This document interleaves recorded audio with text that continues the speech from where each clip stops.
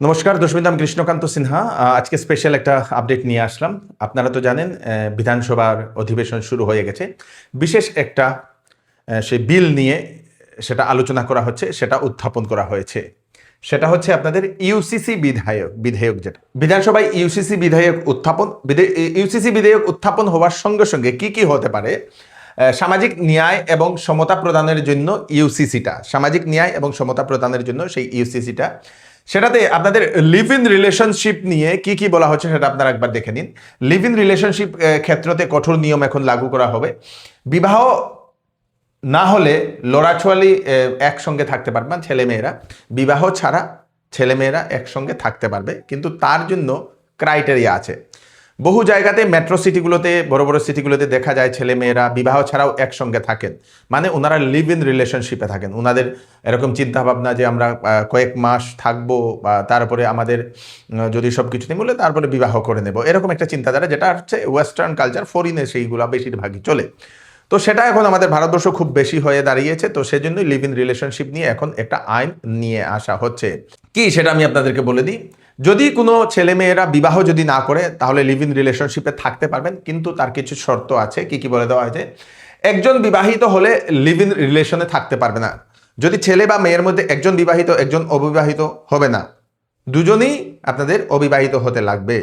যদি অবিবাহিত হয় তাহলে যদি বিবাহিত হয় তাহলে ডাইভোর্সি, যেরকম আপনাদের সেই ডকুমেন্টেশন করে সমস্ত কিছু ডাইভোর্স করা, যেরকম আর কি মুখে বললাম ডাইভোর্স হয়ে গেছে, না, সমস্ত কিছু কাগজপত্র সব কিছু হয়ে গেলে তারপরে হয়তো চিন্তা ভাবনা করা যাবে। লিভ ইন রিলেশনশিপে পঞ্জীয়ন বাধ্যতামূলক, রেজিস্ট্রেশন করতে লাগবে। যদি এখন থেকে কোনো ছেলেমেয়েরা লিভ ইন রিলেশনশিপে থাকে, কোনো জায়গাতে, কোনো বাড়িতে, কোনো ঘরে ভাড়া করে থাকে, তাহলে তাদেরকে এখন রেজিস্ট্রেশন করতে লাগবে। তার জন্য নিয়ম নিয়ে আসা হয়েছে। সঙ্গীর অধিকার সুরক্ষিত করার জন্য এই ব্যবস্থা করা হচ্ছে। সঙ্গীর অধিকার, যে সঙ্গে থাকবে, যদি পুরুষ হয় তাহলে সেই মেয়ে যে আছে সেই মেয়ের সুরক্ষার জন্য এই চিন্তা ভাবনা করা হচ্ছে। লিভ ইন রিলেশনশিপে থাকলে জানাতে লাগবে উপপঞ্জীয়ককে সেটা জানাতে লাগবে আমরা লিভ ইন রিলেশনশিপে আছি বলে। সাব রেজিস্ট্রার, সেই সাব রেজিস্ট্রার অফিসে আপনাদেরকে অ্যাপ্লাই করতে লাগবে, সেটাই বলে দেওয়া হয়েছে। যে সময় সাব রেজিস্ট্রারকে করা হবে, সেই জানানো হবে, সাব রেজিস্ট্রার কি করবে? সাব রেজিস্ট্রার সেই লোকাল যে থানা, সেই থানাতে অবগত করবে বলে দেওয়া হয়েছে। যদি সাব রেজিস্ট্রারকে না জানিয়ে যদি 1 মাস যদি লিভ ইন রিলেশনশিপে কেউ থাকে তাহলে দোষী সাব্যস্ত করা হবে, দোষী ভাবা হবে। দর্শকবৃন্দ, সন্তানের পিতৃমাতৃর পরিচয় নিশ্চিত করার জন্য এই ব্যবস্থা। কি হয়, লিভ ইন রিলেশনশিপে থাকার পরে বহুবার সন্তান হয়ে যায়, তারপরে কি হয়, ছেলের মন বদলে যায়, মেয়ের মন বদলে যায়, আলাদা হয়ে যায়। তো সন্তানের পরিচয় কে পাবে কে? সন্তানের বাবা হবে কে? সেই জিনিসটা চিন্তা করে এই ইউসিসি বিধেয়কটা এখন নিয়ে আসা হয়েছে। সেই আপনাদের সেই লিভ ইন রিলেশনশিপে বিবাহ এবং বিবাহ বিচ্ছেদের পঞ্জীয়ন বাধ্যতামূলক। যদি কেউ বিবাহ করে বা বিবাহ বিচ্ছেদ করে, মানে ডাইভোর্স করে, তার হলেও কিন্তু সেটা রেজিস্ট্রেশন বাধ্যতামূলক বলে দেওয়া হয়েছে। লিভ ইনে থাকলে দুই পক্ষের সম্মতিতে বিচ্ছেদ হবে। লিভ ইন থাকলে দুই পক্ষের সম্মতিতে বিচ্ছেদ হবে, সেটা বলে দেওয়া হয়েছে।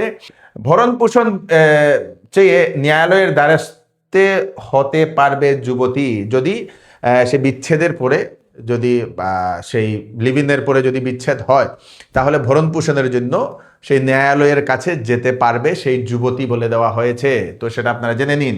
সম্মতি অবিহনে যুবতীকে এড়িলে ভরণ পোষণ দিব লাগিব। যদি যুবতী যদি সম্মতি না করে যে আমি ছাড়বো না, সেটা যদি যুবতীর অনিচ্ছাকৃত যদি ছেলে যদি ছেড়ে যায়, তাহলে যুবতীর ভরণ পোষণ দিতে লাগবে।